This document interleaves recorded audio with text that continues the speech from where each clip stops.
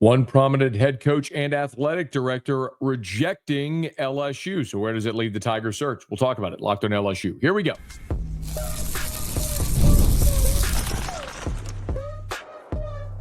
You are Locked On LSU, your daily podcast on the LSU Tigers. Part of the Locked On Podcast Network, your team every day. Okay, let's get it. It is Locked on LSU, your team every day. I'm your host, Matt Moscona. Thanks so much for making us your first listen. We're free, available wherever you get great podcasts, of course, on YouTube as well. So please subscribe. As always, one of the fastest ways to help us grow is by leaving your comments below. So thank you sincerely for that. Today's episode is brought to you by Game Time. Download the Game Time app, create an account, and use the code LOCKEDONCollege for $20 off your first purchase. Okay. We are into LSU Alabama week, and we will get to the opening line, the point spread for the Tigers and the Tide. We'll get to that in just a bit. But as you well know, LSU is now in the search for both a head coach and an athletic director. And two of the more prominent names that have been discussed in connection with each have gone on the record pretty much overtly rejecting LSU's overtures. Let's start with the head coach situation. Now, my number one candidate, pie in the sky, pipe dream scenario would be Dan Lanning at Oregon. Now, you may say, Matt, why would you want Dan Lanning? Got eliminated from the playoff last year, got blown out by Ohio State in a rematch, and all that is very true. But I think Dan Lanning, there are a ton of things to love. So he has, in my opinion, checks every box that I would be looking for in this head coach. Dan Lanning is coached all over the country, by the way. He was a GA at Pittsburgh. He was a GA at Arizona State. He coached at Sam Houston State. He was a GA at Alabama under Nick Saban. He then went to Memphis, coached at Georgia under Kirby from 2018 to 2021, where he was the defensive coordinator for the last 3 seasons, and then got the Oregon job in 2022. And all he's done at Oregon is go 42-7. Incredible. 10-3, 12-2, 13-1 a year ago, and they're 7-1 right now. Dan Lanning is 39 years old. He has SEC experience, and I'll tell you, I had a conversation a week ago with Coach Pete Jenkins, and I have no problem saying this. Private conversation, but I have no problem sharing this with you. So Pete Jenkins, of course, legendary defensive line coach, as you well know, multiple stints at LSU. Was in Baton Rouge under Nick Saban when Saban came here in 2000. And Coach Pete has continued serving in a consultant role for a lot of programs around the country. He still visits Bama and Georgia and Dan Lanning at Oregon and Kentucky and all over the place. These schools would hire him to come in and they would consult with him. He'd work with the coaches. They'd watch tape, all that sort of stuff. He does it every spring. And Coach Pete told me that Dan Lanning is, as far as attention to detail, the closest thing to Nick Saban that he's seen. It is no surprise to me that Dan Lanning has had the level of success that he has had already at Oregon, and I think will continue to have wherever he goes. Now, in a perfect world, you would love to see Dan Lanning maybe want to come back to the SEC and take a job like that. Obviously, being in Eugene, Oregon, there's tons of resources there at Oregon. They're now in the Big Ten.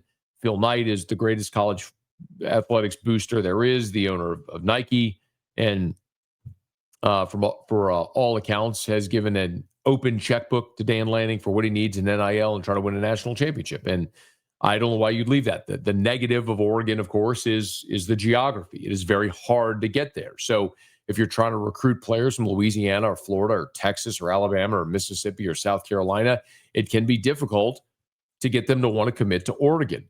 Hard for your family to see, remote, hard to get there, all that sort of stuff, despite all the cash and panaz that goes along with being there at Oregon and Nike and all the uniforms and everything, the duck and everything. There are things that are working against it. Well, Dan Lanning would be at the top of my list. He's also 39 years old, and he's a guy that understands the current state of how to win in college football today. NIL, portal, culture, all that sort of stuff. Well, Dan Lanning was a guest on the Rich Eisen show just a few days ago, and they got into the conversation about Lanning potentially being targeted by some of the opening jobs. And Dan Lanning, in no uncertain terms, said that he's not interested. Yeah, I'm not leaving Oregon. Yeah, as long as I win. That's what I always tell my kids. Yeah. Right. If your dad wins, we'll be at Oregon. So I gotta win. Right. That's how it changes. I mean, this again. Yeah, I'm not leaving Oregon. There's no other thing to say. Him saying, "Yeah, I'm not leaving Oregon." I mean, I joke, but I'm serious. There are three types of answers that coaches. And listen, I've covered LSU now for 19 football seasons, but not just in football. In all sports, when a coach is asked about a coaching search or an open job, there's three types of answers. There's the denial, the non-denial, and then the non-denial denial. Okay.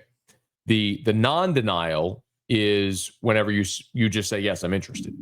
You're not denying it. Yes, I'm interested. That's the non-denial. The non-denial denial is when you just don't necessarily answer the question. That's when you say, I'm not talking about other jobs. You've heard it all before. That's the most common one. And then there's the denial, which is what Dan Lanning said. It's Nick Saban saying, I'm not going to be the Alabama coach. It's Dan Lanning saying, I'm not leaving Oregon. That's as definitive a proclamation as you can have. And Dan Lanning said it, and I believe him. I don't think there's any reason why he would leave. So I think as we start to look at who could be LSU's coach, you have to start by looking at who won't be LSU's coach. And so Dan Lanning, I would still make the phone call. But even if you got Dan Lanning, to leave Oregon, which I do not believe he would do, you would be in a situation where you would be paying him a massive contract. He is making, on average, $11 million a year on his contract. So if you were going to get Dan Lanning to leave Oregon, you'd have to do the contract that the governor of the state of Louisiana so adamantly said last week he doesn't want LSU doing. So now there's a contradiction because on Friday, when Verge Osbury was introduced as the interim athletic director and he was asked point blank about that, he said, I was told to go hire the best coach. Don't worry about the contract. So there's a little bit of a conflict there and a contrast, and we'll see how it goes. But I think if you scratch Dan Lanning off the list, you start to look at who else is realistic. I think Eli Drinkwitz, John Summerall of Tulane, Dan Mullen, those are the types of coaches that we're probably talking about. And then if you get in the next tier of a different sort of longer shot, it would be Kelvin Shepard, Joe Brady, those types of coaches.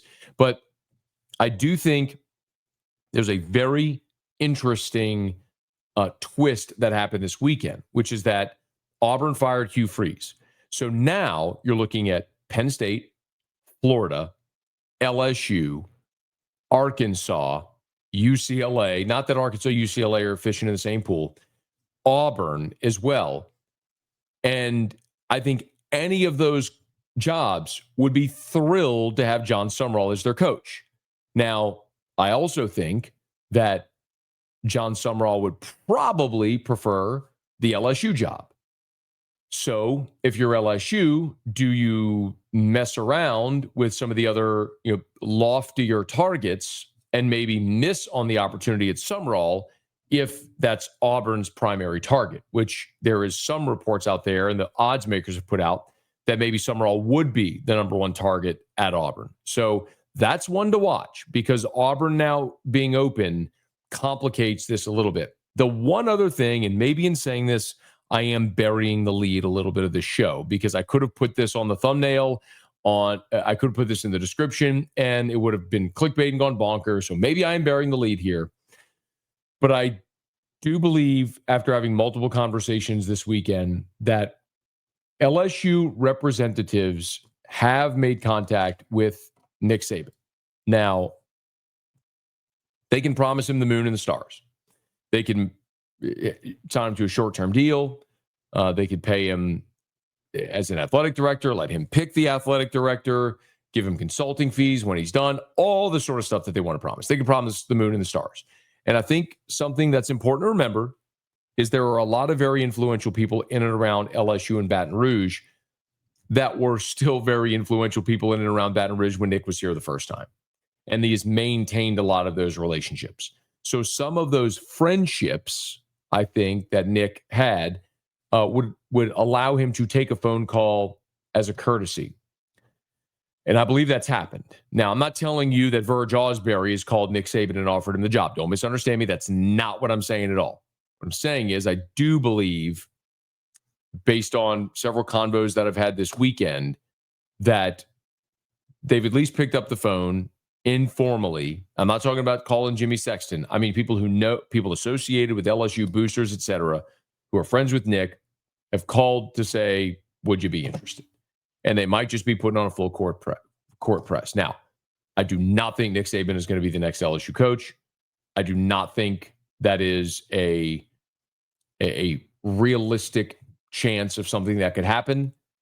However, the thing that I've told you over and again is my rule when it comes to coaching searches: believe nothing, consider everything. Believe nothing, consider everything. So I'm not believing that Nick Saban's coming to LSU. That's what I'm saying. But I'll consider the possibility, because if he wants to scratch the itch and come back, I'm fairly certain that LSU would welcome him with open arms, because there's enough people with large enough bank accounts, apparently, willing to make that happen. So stay tuned on that. The other component, of course, aside from hiring a football coach, is hiring a new athletic director. And I want to connect some of the dots on this, and arguably the most prominent potential athletic director that LSU would have been targeting has denied any potential overtures. We'll get to that next. Locked on LSU, your team every day. College football is back, and I couldn't be more excited. The tailgates, the rivalries, the energy in the stands, there's just nothing like it. Because let's be real, actually getting tickets can feel like more of a battle in the game itself. Endless queues, hidden fees, prices jumping at checkout. That's why I use Game Time, the app that gives the advantage back to the fans. It's the easiest way to score last-minute tickets at the best prices with no surprise fees. What you see is what you pay. I pulled up Game Time, and in just a couple of taps, saw amazing deals. I'm talking about your favorite college football games as low as $25. Honestly, it's faster, cheaper, and less stressful than any other way that I've bought tickets. So take the guesswork out of buying college football tickets with Game Time. Download the Game Time app, create an account, and use the code LOCKEDONCollege for $20 off your first purchase. Terms apply. Again, that's promo code LOCKEDONCOLLEGE for $20 off. Swipe, tap, ticket, go. Download Game Time today. So LSU, of course, is in the market for a new head coach, but they're also in the market for a new athletics director. And it's pretty obvious that one of the names that would be on LSU's list, if not at the top of LSU's list, would be Josh Brooks. So Josh Brooks is currently the athletic director at the University of Georgia. And he's a guy with deep Louisiana and LSU ties. Josh Brooks is from Hammond and attended LSU and has been on staff at LSU in multiple different capacities. He is 45 years old, so still a relatively young guy. But after finishing LSU, he went to ULM for 4 years, then became the director of football operations at Georgia, became an associate AD at Georgia, then became the athletics director at Millsaps, a deputy AD at ULM, then back to Georgia in 2016, where he's been as he escalated through the ranks, and then became the athletic director at Georgia in 2021. Brooks' wife, Lily, they have 3 sons, and Lily also is from Hammond. And it would stand to reason that their family might have an interest in working at their alma mater and coming closer to home. Well, as that word started to spread, and by the way, I gave you the 5 names initially that I was told that would be sort of targets for LSU. You have the one in-house candidate, of course, which is Verge Osbury, who's the interim athletic director. You have 2 small school Louisiana athletic directors, which is J.R. Teagues at Southeastern and Heath Schroyer at McNeese. Of course, it is expected that on Tuesday of this week, the president at McNeese, Wade Roos, is going to be named the new president at LSU. And so there's whispers and thoughts that Roos would like to bring Schroyer with him to be the athletic director at LSU. And then there's Michael Alford, who is the athletic director at Florida State, who is attended Acadiana High School. So again, deep ties to Louisiana and to LSU. Well, Josh Brooks, in no uncertain terms, posted on social media that he is not interested in the LSU job. His post on X and Facebook and all of his accounts read, and this was late in the week, he wrote a message to Georgia fans. He wrote, "Georgia fans, with success often comes speculation, but I want to address it directly. I have not been contacted by anyone at LSU, and more importantly, I have no interest in any other job. My full focus remains on the University of Georgia, our student athletes, coaches, staff, and fans. I'm very fortunate to work alongside President Moorhead, Athletic Association Board, Governor Brian Kemp, Board of Regents, yada, yada, yada, yada, on and on and on." Basically saying the best days are ahead, looking forward to building championships and yada, yada. But the point being, he says he has no interest in leaving Georgia. Not been contacted by LSU, no interest in Georgia. Now, the timeline is important to remember here because I asked on Friday at the press conference with the two members of the board and Verge Osbury if they had a timeline for naming a full-time athletics director. And the answer from John Carmouche was they did not. They did not have a timeline for naming a full-time athletics director. So it sure seems like the path LSU is going to follow here is Verge Osbury has autonomy because typically, let me make this clear. Typically, the athletic director is going to hire the head football coach. The athletic director is going to make that hire. Even back in 2008, when Joe Oliva was hired, LSU had fired John Brady. They were in an interim period, and with Butch Pierre, and they were looking for a full-time head coach. Well, Joe Oliva had not yet taken over the duties full-time, but he's the one who led the search that landed on Trent Johnson. So even if you're targeting someone who hasn't started yet, you could still, in theory, allow that person to have say-so or an input or make the next hire. That's not the case.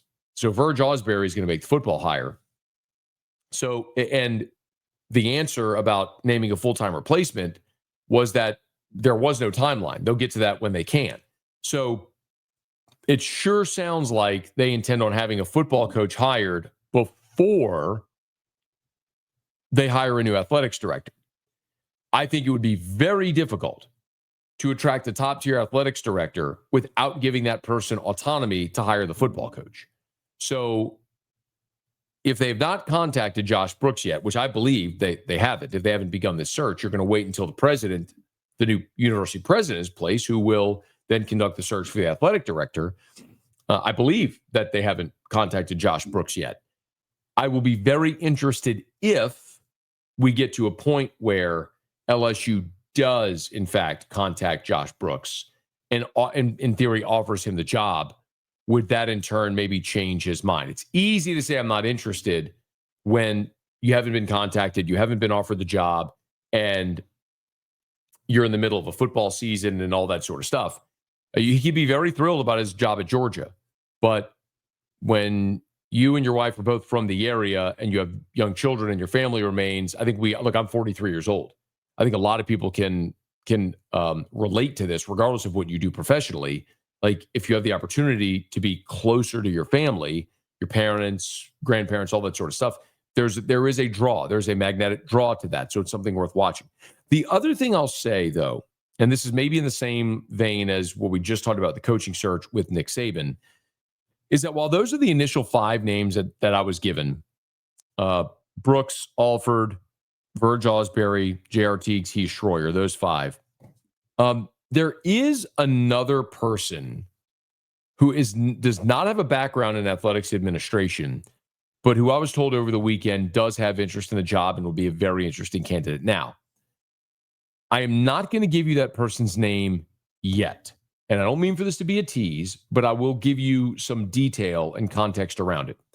This is a person who has been massively successful in business and apparently has an interest in pivoting professionally into a career in athletic administration. And if you think of it in terms of running LSU athletics is running a $200 to $300 million company, then someone who has run a big company would probably be a good fit as far as how to budget, how to raise capital or raise funds or generate revenue and allocate funds and hire good people and all that sort of stuff. So it does make sense. And I'll remind you, LSU's gone this road before, twice, with a non-traditional athletic director with Joe Dean and his successor, Skip Bertman. Remember, Joe Dean, if you're not familiar, Joe Dean's background was not in athletic administration. He was a businessman. He was an executive at Converse, and he was hired at LSU when LSU was very much in the red to try to get LSU athletics in the black, basically to make LSU athletics profitable. And he did that successfully. It wasn't easy. He had to tighten the belt and pinch pennies, but he made LSU athletics profitable. And then Skip Bertman, of course, was a wildly successful figure, winning 5 championships in 10 years.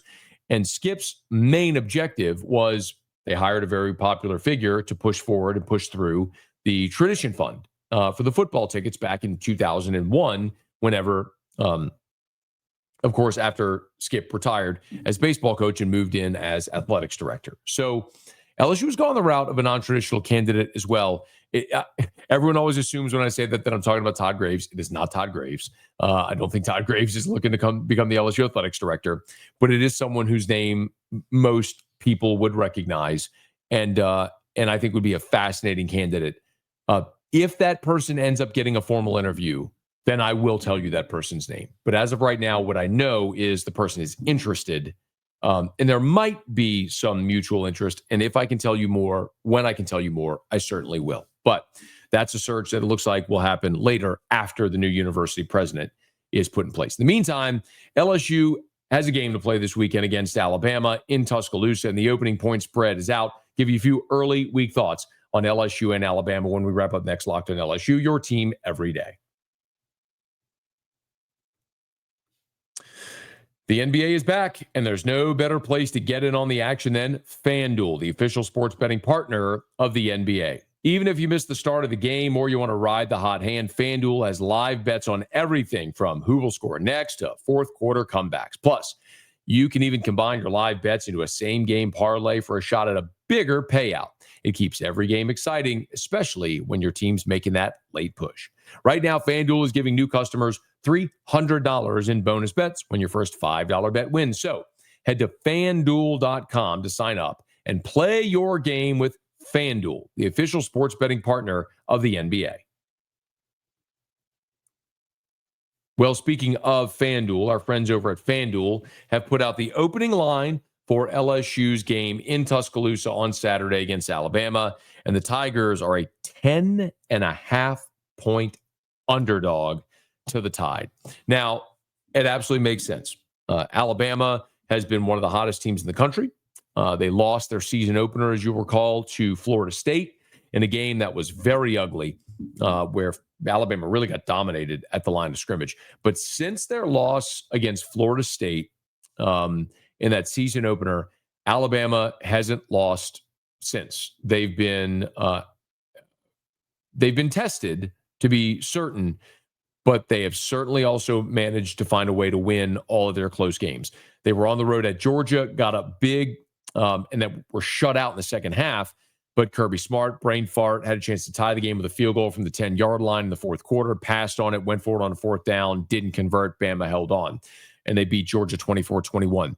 The Vanderbilt game, they won it 30-14, but that was a 23-14 game until a late score by Alabama when the issue is no longer in doubt. But Vanderbilt turned it over twice inside the 10-yard line with scoring opportunities. At Missouri had a potential game-winning drive that they couldn't convert on. Bama held on 27-24. The Tennessee game, you could look at that final 37-20, but you had a 14-point swing at the end of the first half where Tennessee threw a 99-yard interception return for a touchdown.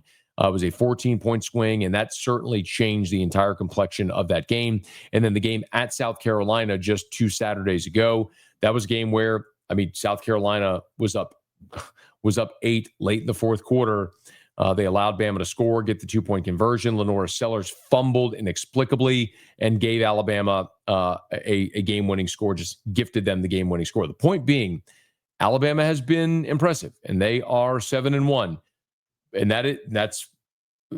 it's impressive. They're number 4 in the country, but they have been far from invincible. Bama, as much as LSU has struggled to run the football, so too is Alabama. Alabama is 114th in the country in rushing offense. The biggest difference between, and by the way, is Alabama 20th in scoring defense. LSU and Alabama statistically are very similar. The big difference has been Alabama's passing offense, where LSU's passing offense has been stuck in the mud. Alabama's has been one of the better passing offenses in the country. But Bama's 20th in scoring defense. LSU is 22nd in scoring defense. Bama's 114th in rushing offense. LSU's 124th in rushing offense. So you're talking about two teams that a lot of things are similar, except Alabama's ability to throw the ball has been the big differentiator between the two teams so far through their first 9 games, or 8 games, I should say. LSU is 5-3, Alabama 7-1, and the Crimson Tide are a 10.5-point favorite. The other thing that's certainly worth noting is that Kalen DeBoer has been very good as in underdog situations. Where Alabama has struggled is when they have been a big favorite against unranked teams. Last year against Vanderbilt, against Oklahoma, against Tennessee, in the bowl game against Michigan. Those were all situations where Bama was a favorite against an unranked team. And here you have it again. The Tide, 10.5-point home favorites against unranked LSU. If Frank Wilson can somehow find a way to pull an upset, I think the chatter about Frank getting that job full-time becomes very loud and very sincere. We'll count you down to LSU and Bama all week right here on Locked on LSU. Hey, thanks so much for making this your first listen. Please subscribe on your favorite podcast app. Rate us, leave a review. If you're on YouTube, smash that like button, subscribe to the channel, hit the bell so you're notified whenever we post a new video. And thanks so much for finding us as well on the Gulf Coast Sports and Entertainment Network every single Monday through Friday. And be sure to let a friend know that they love the Tigers. We got you here every single day. It's Locked on LSU, your team every day.